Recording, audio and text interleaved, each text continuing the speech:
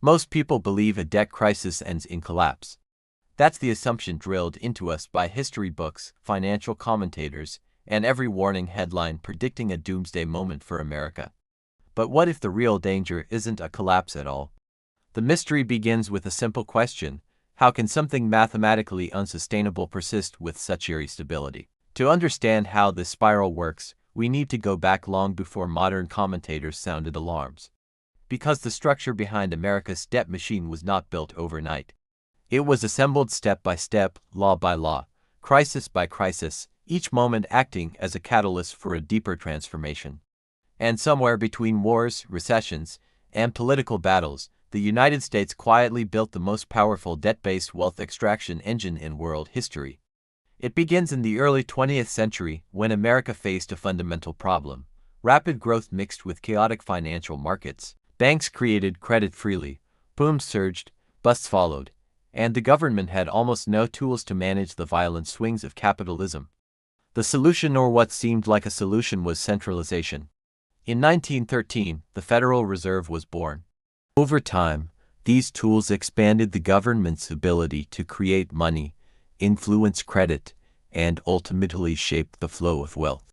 What started as a referee quickly evolved into a player, one capable of steering the entire economy. The first major stress test came with the Great Depression. As millions lost jobs and banks failed, something remarkable happened.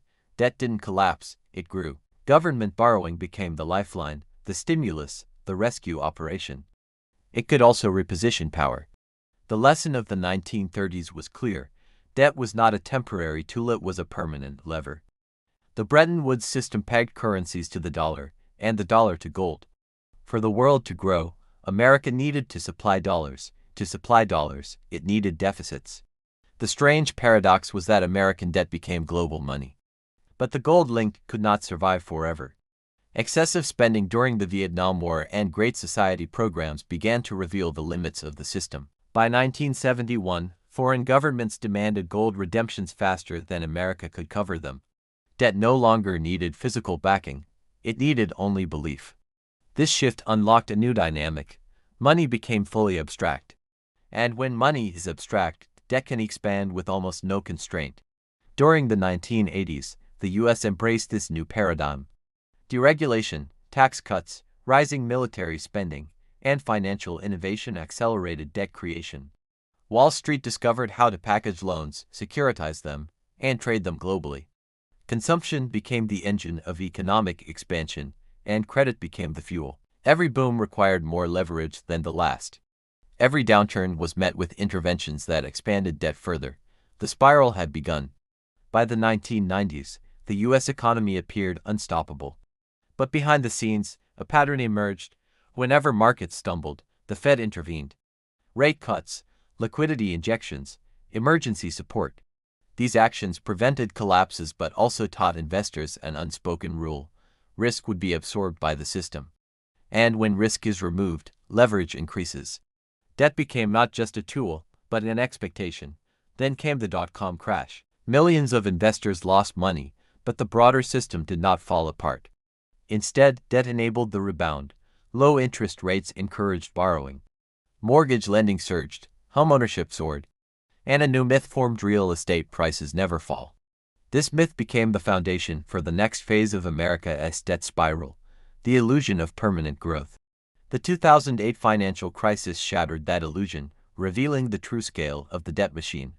Mortgage-backed securities collapsed, banks failed, and global markets froze. Many expected a full systemic reset, yet instead of collapsing, the system mutated.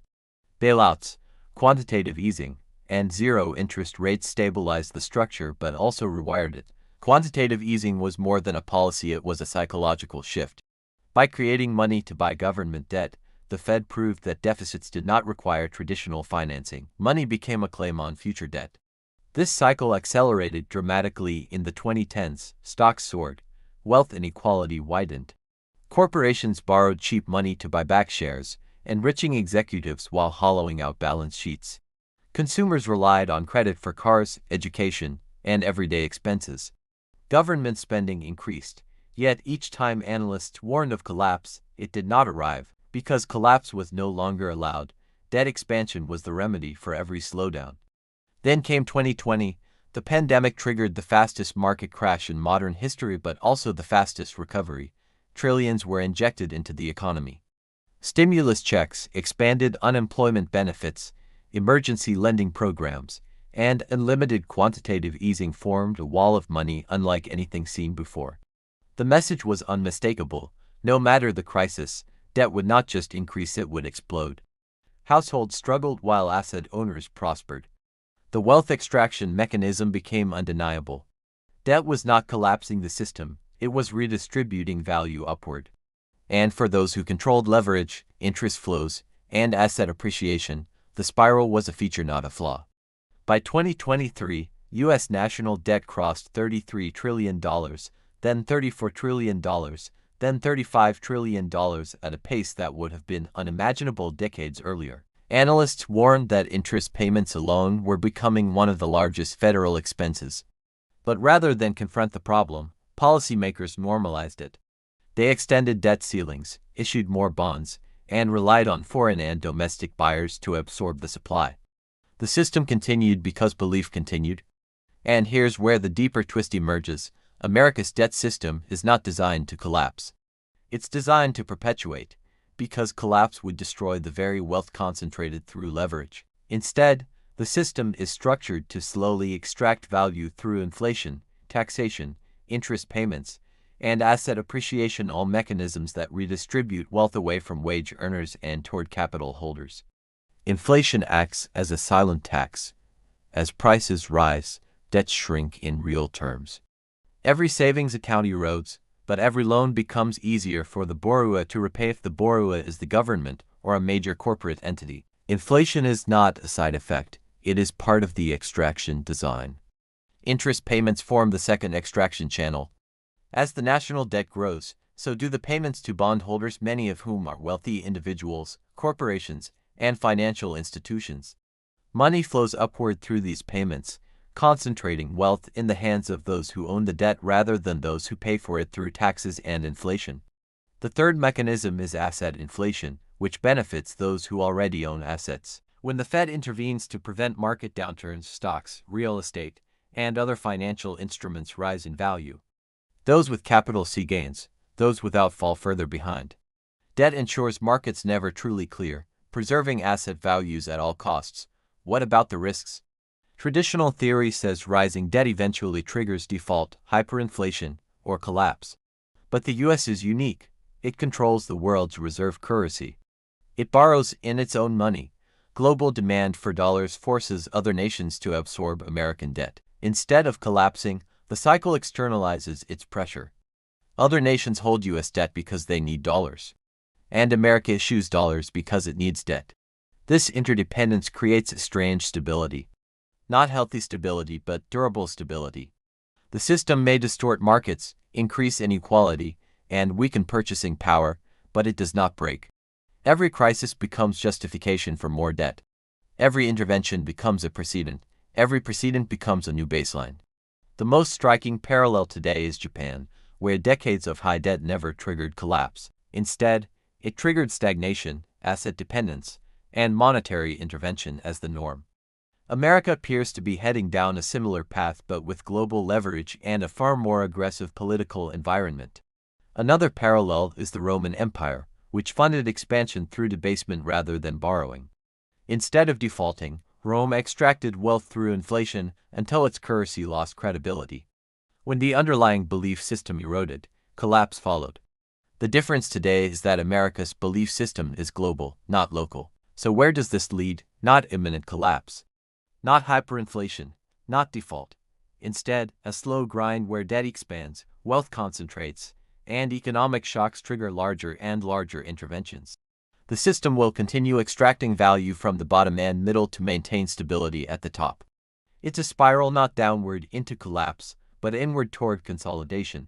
That leads us to three takeaways. First, the U.S. debt system is not broken and operates exactly as designed. Second, the beneficiaries of the system are those closest to the mechanisms of credit, leverage, and asset ownership. Third, collapse is not the threat. Stagnation, inequality, and loss of purchasing power are.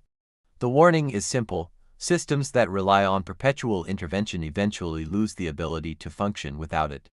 Every rescue increases dependency, every dependency increases fragility. And while the US may not collapse, the trade-offs required to sustain the spiral will shape the lives of future generations. The open question is whether individuals can adapt faster than the system evolves. Can people reposition themselves toward asset ownership, financial literacy, and strategic leverage? Or will they remain downstream of the extraction mechanisms, absorbing the silent costs of inflation and policy decisions? If you found this explanation valuable and want to explore deeper stories about economic systems history and the mechanisms that shape wealth, make sure to subscribe, leave a comment, and share this video with someone who still believes collapse is the only outcome. The real story is far more complex and far more important to understand.